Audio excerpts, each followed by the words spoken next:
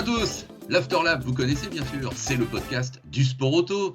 On vous propose le plus souvent possible des épisodes consacrés à l'actualité du sport automobile international. Et aujourd'hui, bien évidemment, qu'on va évoquer la Formule 1 et ce Grand Prix de Sao Paulo qui a été très intense avec la victoire de Lewis Hamilton, mais un duel exceptionnel avec Max Verstappen. Je suis Laurent-Frédéric Bollet, je suis ravi de vous retrouver. Et mon invité, c'est notre consultant F1 régulier. Quel plaisir là aussi de lui donner la parole et en audio et en vidéo sur la chaîne YouTube de l'Afterlab. C'est Tristan Gomandi. Bonjour Tristan. Bonjour à toi, bonjour à tous. En forme Tristan? Impeccable, impeccable. Avec cette fin d'année là qui est quand même intense, hein, je reprends l'expression, mais pas mal hein, le duel. C'est un grand plaisir en ce moment. Il faut vraiment qu'on profite de cette période parce que ça fait quand même quelques années qu'on n'a pas pu avoir ce genre de finish et de saison exceptionnelle avec deux pilotes vraiment au-dessus du lot et qui sont du matin au soir à 110%. Donc c'est vraiment une chance de pouvoir suivre ça les week-ends. Ouais, mais je me suis fait la réflexion hier, et toi aussi, et tout le monde sans doute. À un moment donné, effectivement, on a les deux rois qui sont devant à se battre comme fabuleusement, et les autres sont dans une autre division derrière. On a en tout cas cette impression-là, quoi. Tu as vraiment eux et le reste. Et là, effectivement, on touche du doigt cette rivalité qui, là, je pense, tu vois ce que je veux dire, les comparaisons Prost-Senna ont déjà commencé depuis pas mal de temps, mais là, on a vraiment une situation effectivement exceptionnelle. Oui, alors je ressens pas le même feeling qu'avec ce qu'on a connu. Enfin, moi, j'étais bien jeune, mais Prost Senna où c'était, je trouve, un petit peu différent. Mais en tout cas, dans le principe, c'est vrai que on a là deux mecs d'un talent déjà individuellement exceptionnel. Et il crée un écart absolument fou avec tout le reste du peloton. Et pas seulement parce que la voiture est bonne, on le voit avec leurs équipiers. Il y a là forcément deux mecs qui sont à 110% et qui sont à chaque virage en train d'aller chercher les derniers millièmes. Et il n'y a que des circonstances comme celle-ci qui peuvent amener chaque mec à se transcender et avoir la conviction eux-mêmes d'avoir le besoin et la nécessité absolue d'aller chercher les derniers millièmes. Donc forcément, cette rivalité fait que ils se mettent à un niveau que les autres peuvent pas aller chercher parce que ça demande un setup psychologique, une détermination qui est amenée par les circonstances et par les facteurs extérieurs, par la pression évidemment du titre à la fin de l'année, aussi bien constructeur d'ailleurs, parce que bon, individuellement, je pense que le titre constructeur, ça passe au second plan. Ils veulent être d'abord champion du monde, mais même si ils subissent aussi la pression du constructeur, et c'est normal, mais la situation elle est exceptionnelle pour ça, et ça crée un écart avec les autres, c'est clair, ça se voit. Je crois que la preuve, c'est que tous, on se dit quoi au vu du déroulement de ce Grand Prix, on sent tous que Hamilton va remonter et qu'effectivement, il va régler tout le monde et qu'il va remonter derrière Verstappen. Le duel est annoncé, le duel va avoir lieu. C'est quasi écrit qu'effectivement, il va dépasser tout le monde parce qu'on sait, on va y revenir, qu'il est parti d'un peu plus loin. Mais ça semble inéluctable qu'évidemment qu'il remonte et que le duel ait lieu. Et à partir du moment où Hamilton, effectivement, comme on le sent tous et on le pressent tous, revient derrière Verstappen, on sait tous que Verstappen ne se laissera pas dépasser comme ça et qu'Hamilton, là, ça va être dur pour lui. Donc, ça veut bien dire qu'effectivement, ils sont à un niveau d'excellence qui fait que les deux font la différence avec le reste, effectivement. Non, puis je pense, et puis en plus même, ça influence tout le monde. On le voit quand même aussi dans la remontée, même si la top speed d'Hamilton, bon, les dépassements en ligne droite sont relativement aisés pour lui, mais il n'empêche qu'on voit bien, il n'y a pas eu de grande pas rivalité, mais il n'y a pas eu trop de difficultés dans les dépassements. Ça, je pense que même si c'est pas le sujet, que personne ouvre les portes, mais il y a un moment donné, je pense que même les 18 autres pilotes n'ont pas envie de jouer un mauvais rôle dans le titre à la fin de l'année, et qu'à chaque course ou dans les remontées ou dans les dépassements des uns et des autres, ce soit de Verstappen ou d'Hamilton, On voit bien quand même que il y a pas le combat, il est vite terminé avec les autres et on sent que les autres n'ont pas envie de foutre la merde dans cette rivalité. Et je pense que tout le monde a vraiment envie de les laisser se battre entre eux et s'en est même rendu, je pense, bon, même si ils sont tenus à un règlement, mais même la FIA et la direction de course, on le voit dans certaines réactions. Bon, il y a une telle tension et je pense que l'organisation n'a pas envie non plus de fausser ce combat parce que je pense qu'encore une fois, l'intégralité des gens et des intervenants et des acteurs de la F1 actuelle ont conscience quand même de la chance qu'on a de vivre cette rivalité, ou en tout cas cette fin de championnat. Il n'y a pas de rivalité particulière, une rivalité sportive en tout cas. Oui, tout à fait. Alors moi, tu vois, pour appuyer ce que tu dis, et juste pour faire une petite parenthèse, j'ai eu ce sentiment au départ du Grand Prix du Mexique. Donc le Grand Prix précédent, on n'a pas fait un épisode parce que ça a été assez clair, réglé. Verstappen, effectivement, a mis tout le monde d'accord. Après, malgré tout, un freinage fabuleux au premier virage. Mais tu te souviens, le pauvre Bottas s'est fait pourrir parce qu'effectivement, on l'a accusé de ne pas avoir su freiner à ce point-là Verstappen au départ. Mais moi, j'avais ressenti ce que tu viens de nous dire.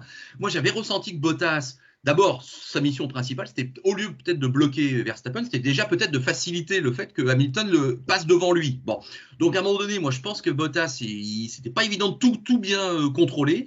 Et moi j'avais eu le sentiment qu'effectivement Bottas, à un moment donné, quand il lève avant le premier virage, il dit un petit peu bon bah les gars, allez-y, expliquez-vous. De toute façon, c'est vous qui vous battez pour le titre mondial. J'avais eu un peu ce sentiment et j'avais trouvé un peu injuste qu'on vienne pourrir Bottas, quand bien même peut-être qu'on espérait chez son équipe qui bloque un peu plus Verstappen. Oui, d'accord. Mais à un moment donné, il laissait aussi les deux ténors s'expliquer. Bon, je ne sais pas si tu avais ressenti ça comme ça. Non, je suis d'accord avec toi. Par contre, il y a un cumul. C'est-à-dire que ça fait, je sais pas, 5 fois, 6 fois qu'on attend l'écran Bottas comme il peut y avoir un écran Pérez. Et Pérez fait parfaitement son rôle et il l'a fait très correctement. Je veux dire, on n'a rien à lui reprocher dans l'agressivité qu'il a pu avoir avec Hamilton, mais il a vraiment joué ce rôle, en tout cas de ralentisseur, d'écran, un peu d'équipier.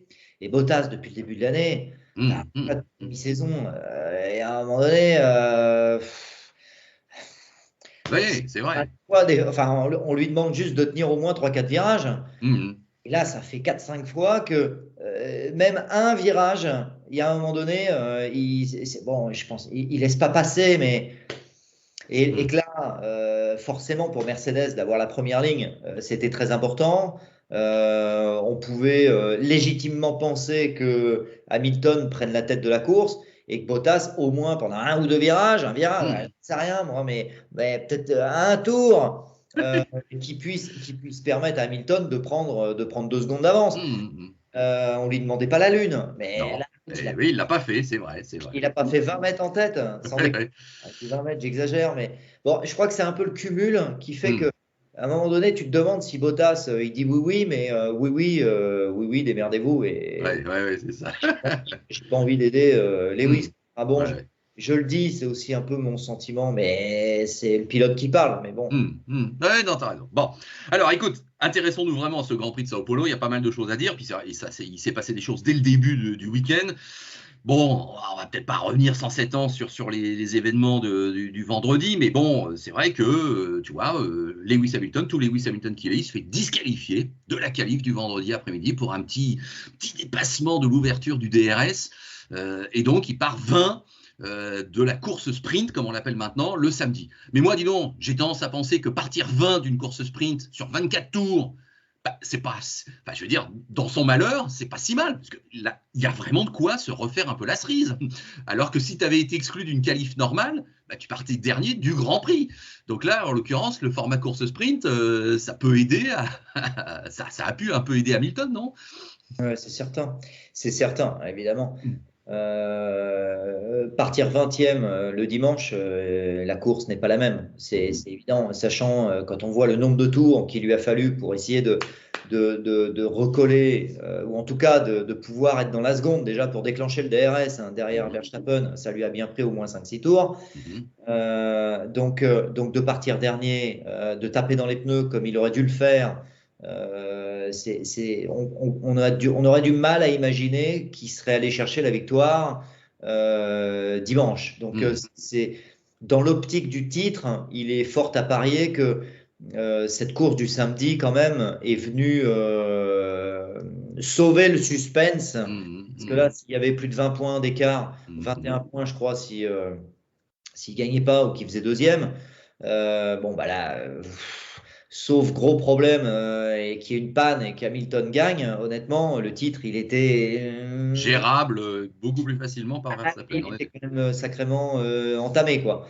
Donc là, c'est certain que dans ces circonstances-là, ça lui a sérieusement permis de remonter. Oui. Même si, faut pas oublier qu'il est remonté 15, mais enfin, il est parti le dimanche. Voilà, il est remonté 5 en ayant gagné 15 places. Et il part 10. Alors justement, c'est la question que je voulais te poser. Toi qui connais, tu as déjà roulé à Sao Paulo, bien sûr, hein, Interlagos. Partir 10 à Interlagos, c'est pas génial non plus, hein, quand même, faut être honnête, milieu peloton.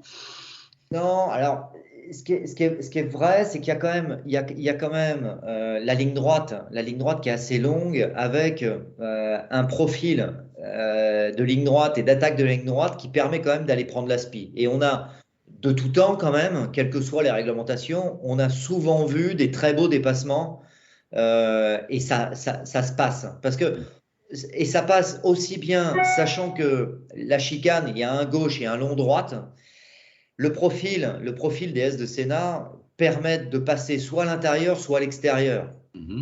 Donc, et si on sort bien du turn 1, donc du premier gauche, forcément, on arrive à choper l'aspi, ou en tout cas à rester proche dans le droite, qui est quand même assez ouvert, ce qui permet de tenter aussi une action, et c'est d'ailleurs là qu'est passé Hamilton, de tenter une action dans la deuxième ligne droite avant le turn 3.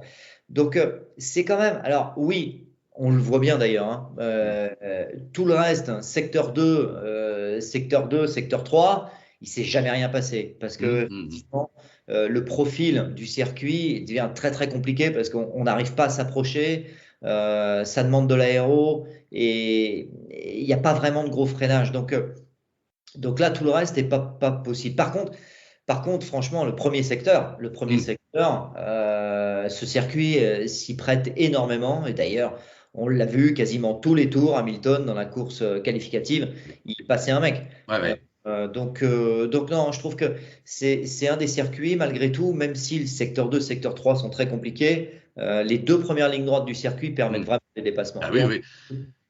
Et c'est le genre de circuit où chaque année, quand même, on se dit, bah oui, il est peut-être un peu court, ça passe un peu vite les tours. C'est vrai, hein, c'est vrai. Mais il a une âme, ce circuit d'Interlagos, et il se passe toujours des choses, et c'est toujours spectaculaire, il y a une ambiance géniale. C'est vrai que là, chaque année, c'est quand même un rendez-vous classique, moi, je dis. Hein.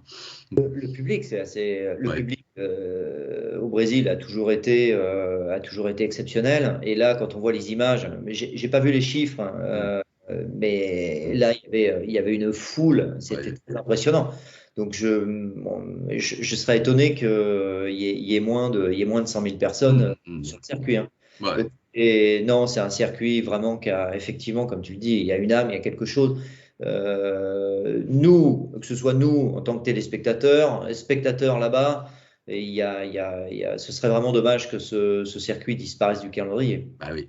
Alors, avant d'en venir à cette bataille et ces deux passes d'armes qui ont évidemment opposé Verstappen et Hamilton et qui ont fait couler un peu d'encre quand même, juste une petite question au passage, mon cher Tristan, en tant que pilote professionnel, tu viens de faire une qualif dans n'importe quelle discipline que tu as pu traverser dans ta carrière. Est-ce que ça t'est déjà arrivé d'aller effectivement examiner la voiture d'un de tes rivaux, pardon, donc une voiture rivale d'un de tes rivaux, voilà, je parle en bon français, et de même la toucher éventuellement, l'aileron arrière, la carrosserie, j'en sais rien, et donc tu vois ce que je veux dire, l'amende infligée à Verstappen de 50 000 € pour avoir touché l'aileron arrière de la Mercedes. Bon, on a compris qu'il fallait plus le faire, ça c'est sûr maintenant, mais bon, est-ce que honnêtement ça t'est déjà arrivé ?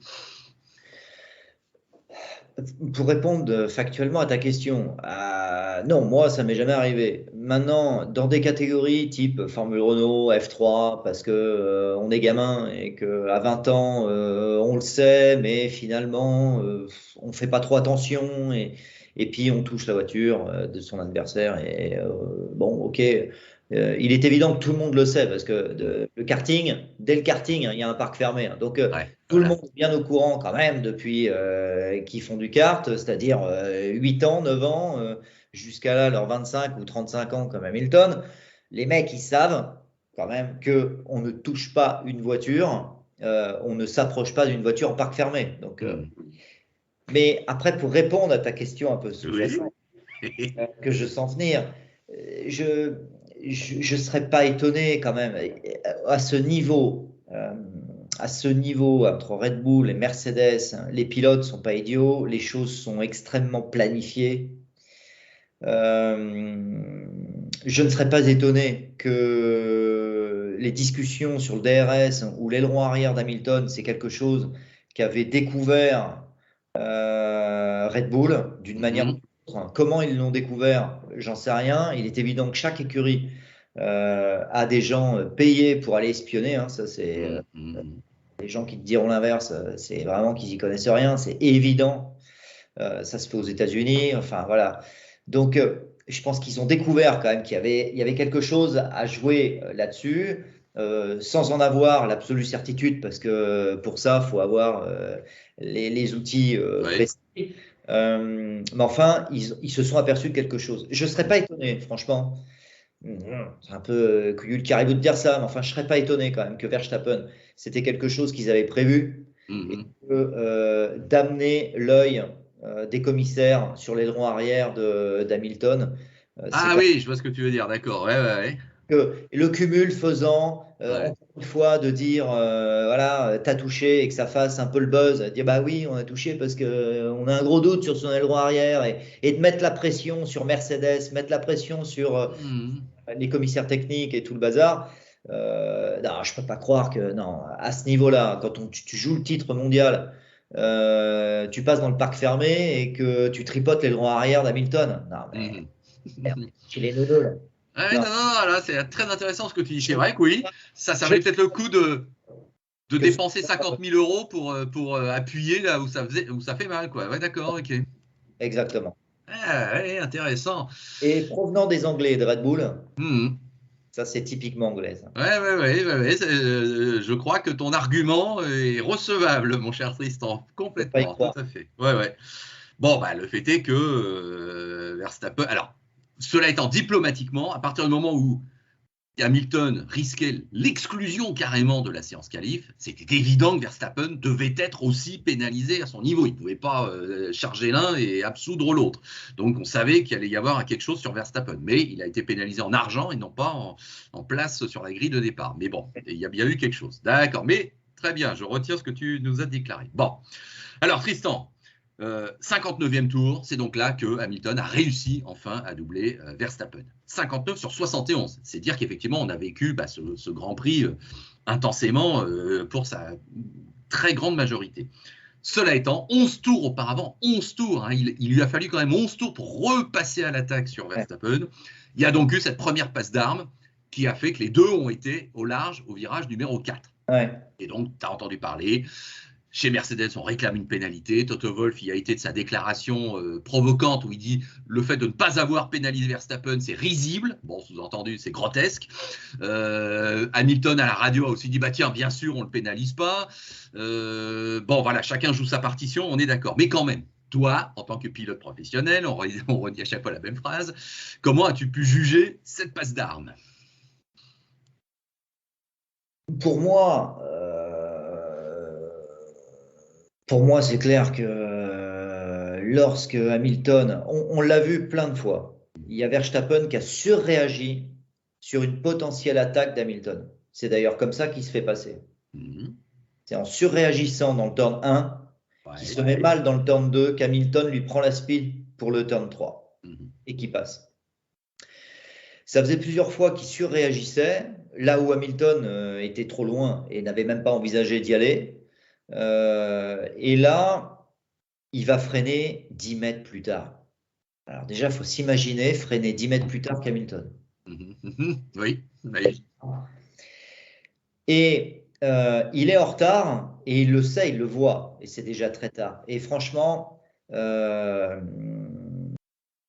pour moi, c'est clair qu'il prend la décision de l'emmener, d'aller tirer son freinage le plus loin possible.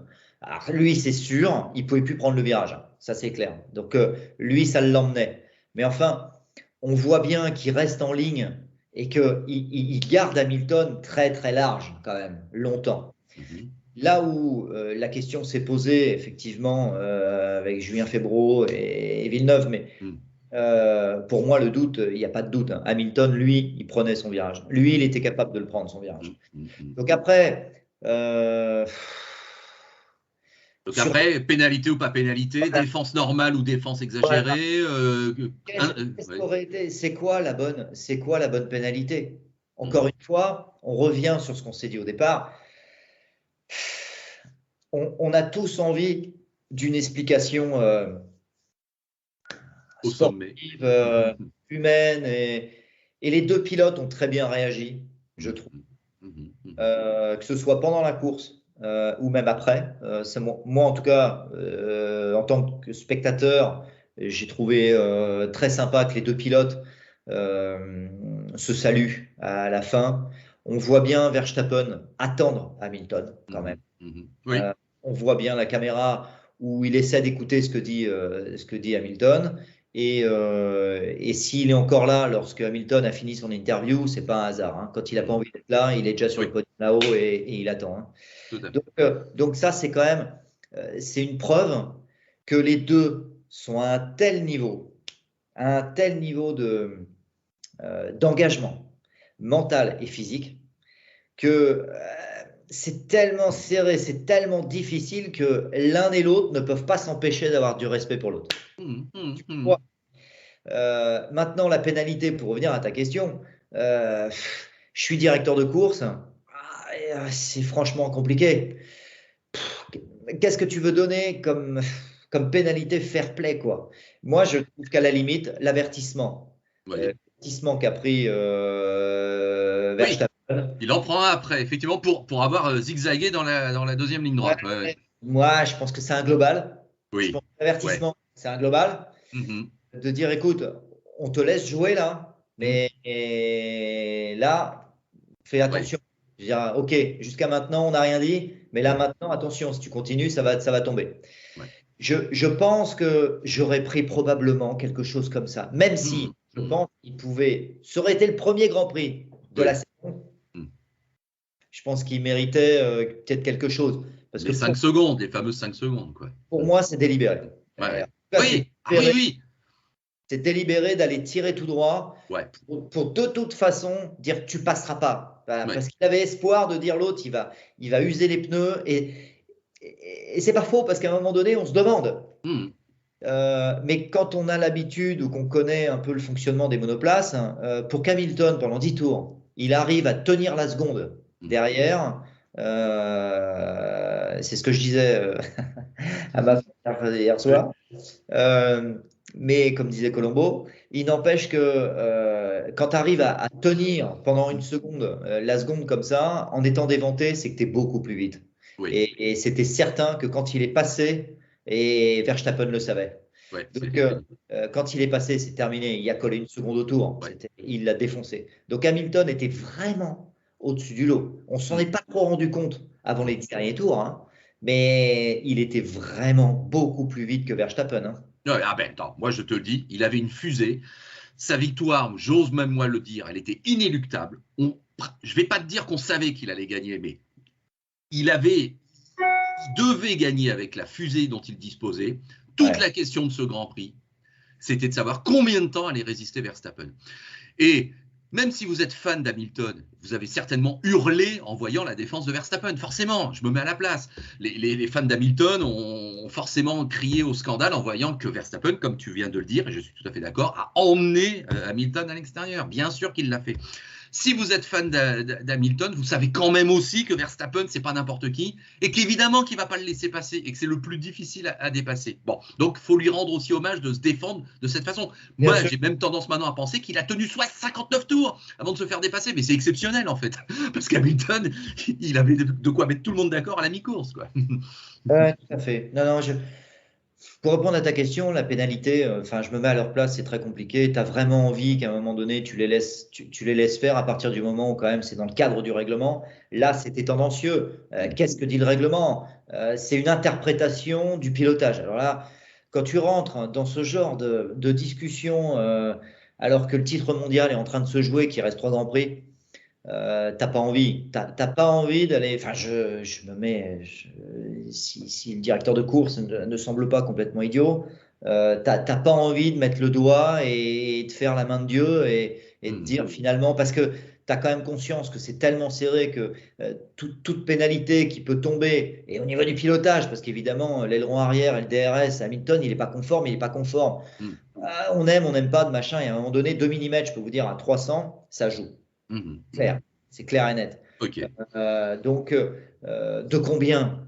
Est-ce que ça lui a permis de faire quoi que ce soit? C'est un débat où il n'y a pas de réponse. Maintenant, il n'est pas conforme et c'est avéré. C'est pas un demi-millimètre de machin de dire non, il y a 2 mm. Bon, 2 mm, ça joue. Donc, maintenant, intervenir dans une baston où finalement il n'y a pas contact.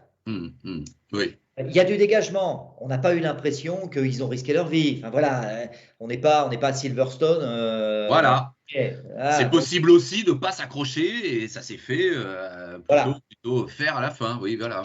J'avoue que je pense que cet avertissement était la meilleure décision et qu'on n'avait pas envie, même si on aime Hamilton ou qu'on aime Verstappen ou je sais pas quoi, franchement, on n'avait pas envie d'en voir un pénalisé, quoi. Ouais. Non, mais tu as tout à fait raison et j'avais oublié ce drapeau d'avertissement, mais tu as raison, c'était pour l'ensemble un peu de l'œuvre et c'était une manière un petit peu maligne, de dire bon, bah, allez, fin du game, toute façon, Hamilton est passé. Ouais, tout à fait. Juste quand même, ce réflexe de zigzaguer, moi j'ai l'impression qu'il y a 2 zigzags. Tu as le zigzag un peu comment dirais-je, un peu répétitif, très, très, très vite, quoi. Bon. Et tu as ce qu'on appelle maintenant le zigzag à la Pagenaud à Indianapolis, où ça se déporte doucement dans la ligne droite sur plusieurs centaines de mètres. Bon, toi, spontanément, tu en as fait des zigzags dans ta carrière pour te défendre? Ça se fait quand même un peu instinctivement, ça? Ou effectivement, il y a des fois, c'est vraiment exagéré et toi, tu as pu hurler aussi par rapport à des pilotes qui ont zigzagué devant toi pour protéger leur position? Des zigzags, des zigzags en ligne droite. En baston, quand les enjeux sont là et que c'est important,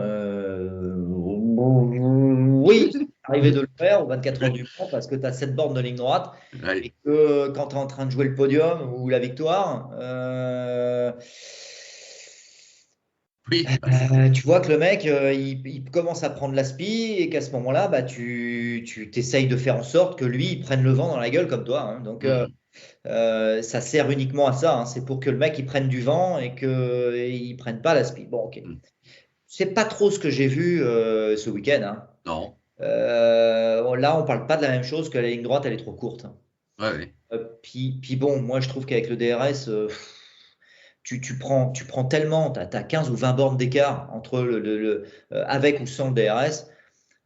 Franchement, d'ailleurs, à un moment donné, on le voit parce que Hamilton sans le DRS était à 306 ou 307, alors qu'il prenait quasiment 320 ou plus de 320 sans le DRS. Bon, donc, quand tu as 20 bornes d'écart, il faut s'imaginer, tu as un mec qui court à côté de toi à 20 km/h, tu as beau zigzaguer, le mec il passe, hein, tu peux rien faire. Par contre, ce qu'on a vu beaucoup, et qui plus est dangereux. Et là, par contre, je suis étonné que la direction de course, finalement, on n'a rien vu parce que c'est vraiment dangereux. C'est le décalage, c'est le fait que le mec se décale juste avant le freinage.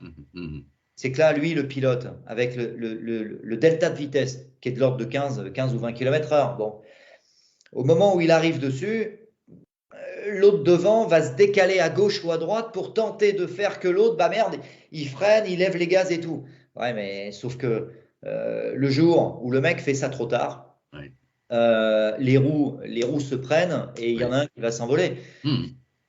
Ça s'appelle bloquer. Alors moi, en tout cas, il y a encore quelques années, ou même Hamilton, quand on était en GP2, c'était autorisé. Enfin, c'était autorisé. Il fallait rester dans les limites du raisonnable. Mais enfin, on allait freiner à la corde. On allait freiner à la corde, le mec il tentait quand même vers l'extérieur et puis on l'emmenait vers l'extérieur. C'était la course, hein. Enfin, franchement, ça c'est la course qu'on a connue pendant jusqu'à leur règlement où maintenant il faut laisser la place. Mais ça oui. Maintenant, les décalages qu'on a vus extrêmement fréquemment encore ce dimanche-là, le décalage au dernier moment, ça c'est dangereux. Et ça, je trouve que ça mériterait d'être pénalisé parce que DRS ou pas DRS, ça c'est dangereux. Ouais, ok, c'est bien noté. Bon, bah écoute Tristan, voilà, on arrive à la demi-heure d'enregistrement de cet épisode. C'était globalement ce qu'on s'était dit parce que faut avouer, évidemment, le duel Hamilton-Verstappen a tout emporté. Je pourrais te dire qu'effectivement, j'ai trouvé que les deux Ferrari, pas mal, 5 et 6, oui, derrière les deux coéquipiers de Verstappen et d'Hamilton derrière, une certaine logique était vraiment respectée. Les deux Alpines dans les points, super. Je dirais même bravo Ocon, 8e, ça me semblait être un super résultat. Gasly 7e, n'en parlons pas, comme d'habitude, très solide, vraiment, il apporte quelque chose. Avec Ocon. Hein? Belle passe d'armes avec Ocon. Ouais, tout à fait. Ouais, c'était spectaculaire, hein, ça c'était bien. Ouais, et un peu chaud, tout à fait, mais spectaculaire. Norris, qu'on a vu dernier à la fin du premier tour, qui s'arrête, on a l'impression, 2 fois plus que tout le monde, il fait quand même 10 à la fin, il arrache un point, donc j'ai envie de dire fabuleux, en tout cas, me semble-t-il. C'est un week-end dramatique pour McLaren. Oui. Avec 2 abandons pour le championnat, je ne sais pas où ils en sont. Non, Norris fait 10. Hein. Norris fait 10. Ah oui, c'est vrai. C'est ce que je te dis, après avoir été dernier au premier tour. Donc ils sautent quand même un beau point. Ouais. Donc ils font 10 et 0 quoi, hein. Donc oui, pour le championnat c'est pas top. Non. Et puis Norris quand même manœuvre complètement con, je trouve, vraiment, où il revient, il passe, quasiment il sort de la piste pour aller au départ, pour aller dépasser. Au lieu de revenir gentiment sur Sainz, il lui braque dessus et finalement il a été puni par lui-même parce que finalement de faire ça, il est venu empaler sa roue arrière gauche sur l'aileron de Sainz et heureusement pour Sainz, lui n'a pas eu de dommages. Donc ça c'est bien. Tu vois un coup de volant de Norris sur la gauche plutôt qu'un coup de volant de Sainz sur la droite. Ah, il y a eu les deux. Oui. Sauf que Sainz le fait pour essayer de fermer. Sauf que Norris le voit pas trop à ce moment-là. Mais Sainz effectivement revient le long de la ligne. Ok. Mais Norris, il faut voir le coup de volant qu'il met pour revenir quand même. C'est là qu'il vient lui-même s'empaler sur l'aileron. Alors, je suis d'accord avec toi. L'autre, il dit j'étais pris en sandwich. L'autre, il y a 15 mètres à gauche.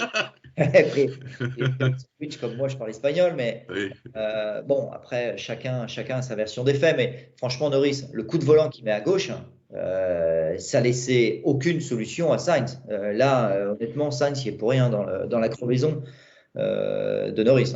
Bon, ok, c'est noté.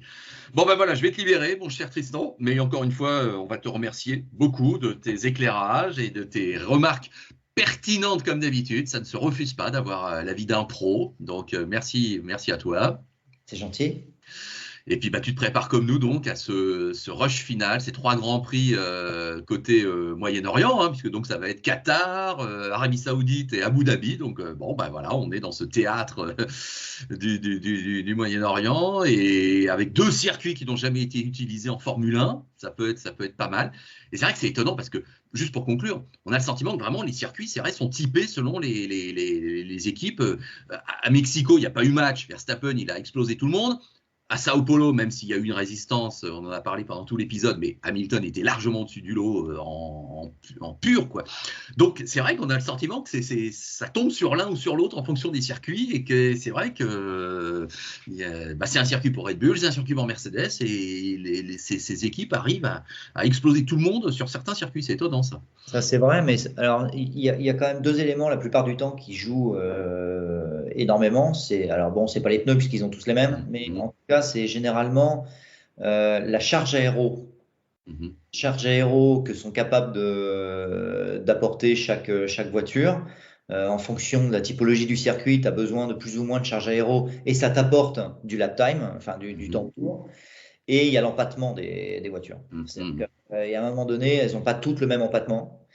Et si tu es forcément d'avoir un empattement un peu plus court quand tu es sur un circuit relativement sinueux, ça t'aide parce que tu as une rotation qui se fait beaucoup plus facilement.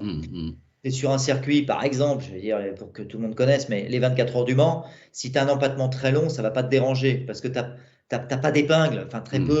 C'est vraiment, c'est beaucoup de courbes.